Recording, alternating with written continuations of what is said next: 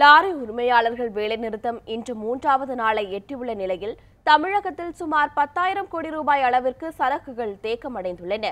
கோயம்பேடு சந்தைக்கு வரத்து குறைந்துள்ளதால் காய்கறி விலை உயரும் நிலை ஏற்பட்டுள்ளது.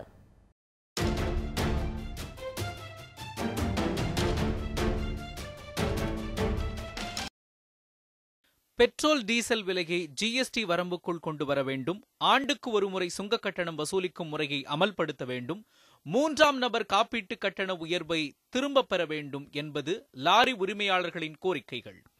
இவற்றை முன்னிறுத்தி நாடு தழுவிய அளவில் கடந்த வெள்ளிக்கிழமை முதல் லாரி உரிமையாளர்கள் வேலை நிறுத்தத்தில் ஈடுபட்டுள்ளனர். தமிழகத்தில் 4,50,000 லாரிகள் நிறுத்தி வைக்கப்பட்டுள்ள நிலையில் 10,000 கோடி ரூபாய் அளவிற்கு சரக்குகள் தேக்கமடைந்துள்ளன. சேலத்திலிருந்து வெளிமாநிலங்களுக்கு செல்லக்கூடிய ஜவ்வரிசி, இரும்பு, ஜவுளி, மஞ்சள் உள்ளிட்ட பொருட்கள் தேக்கமடைந்துள்ளன. நாங்கள் நாசிக்லேருந்து எடுத்துகிட்டு வரோம். மகாராஷ்டிராலேருந்து வெங்காயங்க வந்து இப்போ 2 நாள் ஆகுதுங்க. 2 நாள் இங்கே லோடு இறக்கலைங்க. நாங்கள் ஏதோ ஸ்ட்ரைக்குனால ஏதோ அடிச்சு பிடிச்சி இங்கே வந்துவிட்டோம். இங்கே வந்து 2 நாளாக லோடு இறக்கலை. எப்படி லோடு இறக்கிட்டால் போகிறதுக்கு வழி இல்லாத இருக்கிறோம். சாப்பாட்டுக்கு என்ன பண்ணுறதுன்னு தெரியல. இப்போ வந்து 2 நாள் ஆகுதுங்க. இறக்கிட்டாலும் போகிறதுக்கு வழியில் நாங்கள் வெளியூருங்க. ஏதாவது பார்த்து பண்ணாதாங்க பரவாயில்லைங்க. செவ்வாய்க்கிழமை சனிக்கிழமை தான் எங்களுக்கு சந்தை. செவ்வாய் சனியிலேருந்து சரக்குகள் சரியாக வர்றதில்லை லாரி ஸ்ட்ரைக்குனால. அதை நீங்கள் கொஞ்சம் நிவர்த்தி பண்ணி சரி பண்ணணும். சம்மந்தப்பட்டவங்க கலந்து அரசாங்கத்தில் தெரிவித்து அதை ஒரு கிளியர் பண்ணிவிட்டு எங்களுக்கெல்லாம் வியாபாரத்தை வந்து சிறப்பாக செயல்படுத்துறதுக்கு நீங்கள்லாம் ஒரு முன்னோடியாக இருந்து செய்யணும்.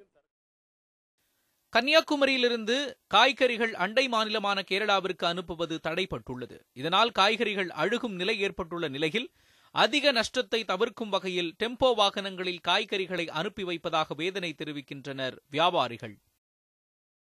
லாரி ஸ்ட்ரைக்னால கடுமையான பாதிப்பு தான். சரக்குகள் ஒன்றும் சரியாக வரல. சரக்கு வராதனால வெளியூருக்கு போகிற சரக்குகள்லாம் சரியாக போகல. வியாபாரங்கள் கடுமையான பாதிப்பாக இருக்குது. இந்த பாதிப்புனால எங்களுக்கு வியாபாரத்தில் பெற்ற நஷ்டமாக இருக்குது. பொருள்கள்லாம் அழியாளி நாசமாக போகுது. இதை உடனடியாக தமிழ்நாடு ஒரு சரியான முடிவுக்கு கொண்டு வரலன்னா எங்களை மாதிரி பட்டவங்க கடுமையான பாதிப்புக்குள்ளாவாங்க. தூத்துக்குடியில் சுமார் 6,000 லாரிகள் ஓடவில்லை. இதனால் வெளிமாநிலங்களுக்கு ஏற்றுமதியாகும் தீப்பெட்டி பண்டல்கள் மற்றும் டெல்டா மாவட்டங்களுக்கு ஏற்றுமதியாகும் உரமூட்டைகள் தேக்கமடைந்துள்ளன. லாரி உரிமையாளர்களின் வேலை நிறுத்தத்தால் கோயம்பேடு காய்கறி சந்தையில் காய்கறிகளின் வரத்து குறைந்துள்ளது. ஃபர்ஸ்ட் ஆஃப் ஆல் 20 ரூபா மிளகா இருந்தது. ஜனங்க இன்னைக்கு 60 ரூபா கொடுத்து வாங்கிறதுக்கு யோசிக்கிறாங்க. ஸ்டார்டர் ஐட்டமே இதுதான். அதே மாதிரி சாம்பார் வெங்காயம் வந்து 50 ரூபா இந்த வெங்காயம் இன்னைக்கு 80 ரூபா விற்குது. இந்த மாதிரியே போயிருந்ததுன்னா ஸ்ட்ரைக்கு இருக்க இருந்ததுன்னா விலைவாசி கூடும், பொருள் வாங்குறதும் ரொம்ப கம்மியாயிடும். வேலை நிறுத்தம் இன்று 3வது நாளை எட்டியுள்ள நிலையில் வரத்து குறைவால் காய்கறி விலை உயரும் நிலை ஏற்பட்டுள்ளது.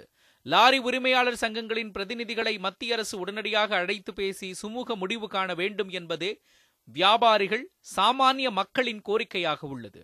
இதற்கிடையே காய்கறிகள் பொதுமக்களுக்கு தங்கு தடையின்றி கிடைக்கும் வகையில் அரசு பேருந்துகளில் விளைபொருட்களை விவசாயிகள் இலவசமாக எடுத்துச் செல்லலாம் என தமிழக அரசு அறிவித்துள்ளது. செய்திப்பிரிவு நியூஸ் 7 தமிழ்.